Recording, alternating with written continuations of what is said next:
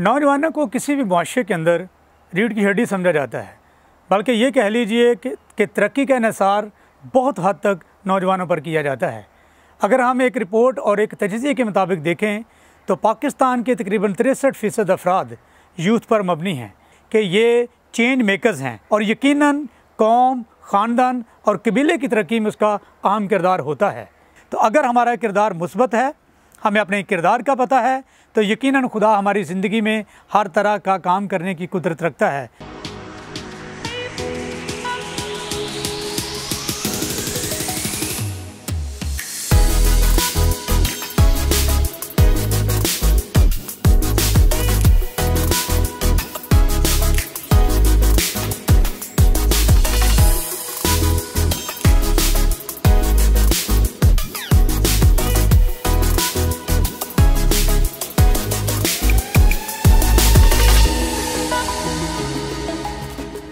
नौजवानों को किसी भी मुआशरे के अंदर रीढ़ की हड्डी समझा जाता है, बल्कि ये कह लीजिए कि तरक्की का इन्हिसार बहुत हद तक नौजवानों पर किया जाता है।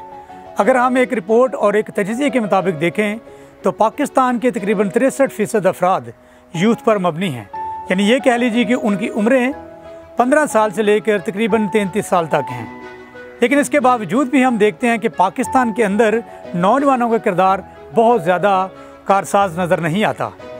अगर हम गौर करें तो किसी भी मुल्क के अंदर नौजवान जो हैं वो बेहतरीन तब्दीली का बायस हो सकते हैं, बल्कि ये कह लीजिए कि ये चेंज मेकर्स हैं कि किसी भी शोबे के अंदर एक बेहतर तब्दीली की नवीद जो है वो नौजवान को समझा जाता है। नौजवान जो किसी बात पर इन्हिसार नहीं करता, बल्कि वो अपनी तरक्की और अपनी बेहतरी के लिए खुद राहें तलाश करता है।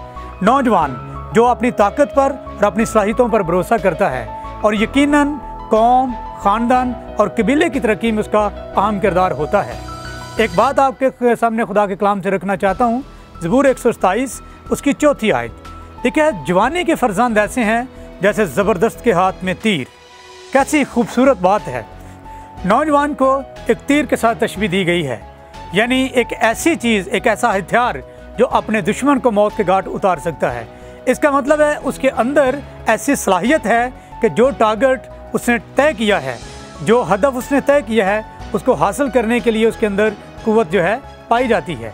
लेकिन देखना यह है कि क्या ये तीर कारआमद है। अगर ये तीर कारआमद नहीं है तो ये बुझा हुआ तीर है और किसी भी काम का नहीं।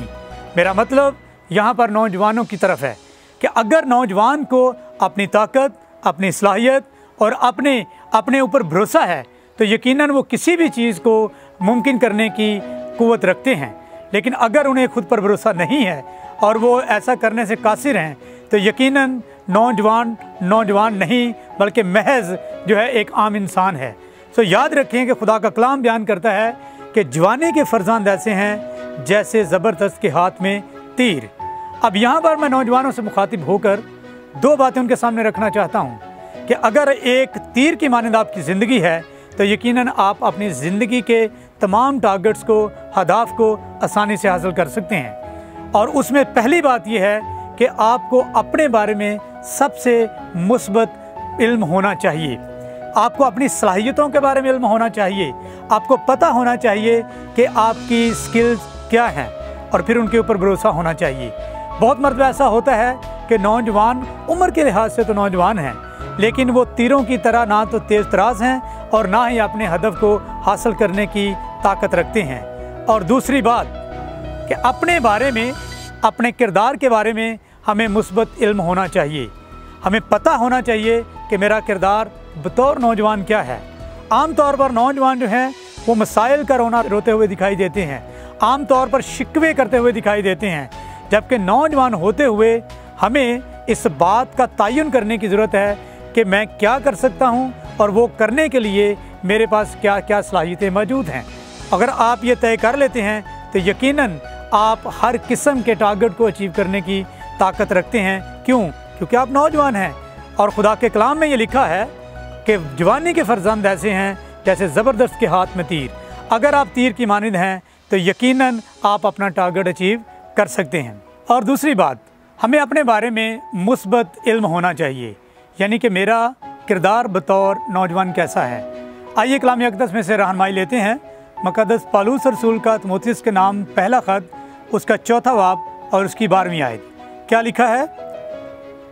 कोई तेरी जवानी की हकारत ना करने पाए, बल्कि तू ईमानदारों के लिए कलाम करने और चाल चलन और मोहब्बत और ईमान और पाकीज़गी में नमूना बन। आमीन। आम तौर पर जब हम किरदार की बात करते हैं तो इसको थोड़ा सा समझने की ज़रूरत है कि जैसे एक दुकानदार दुकान का मालिक है, एक ताज जो है वो ताजदार ताज का मालिक है, इसीलिए इसी तरह किरदार के मालिक हम हैं। यानी मेरा जो किरदार है उसका मैं मालिक हूँ। यानी जो बात मेरे ज़ुबान से, मेरे चाल चलन से और मेरे रवैये से ज़ाहिर होगी वो मेरा किरदार ज़ाहिर करेगी। तो यहाँ पर याद रखने की ज़रूरत है कि मेरा किरदार बतौर नौजवान इंतहाई मुस्बत होना चाहिए।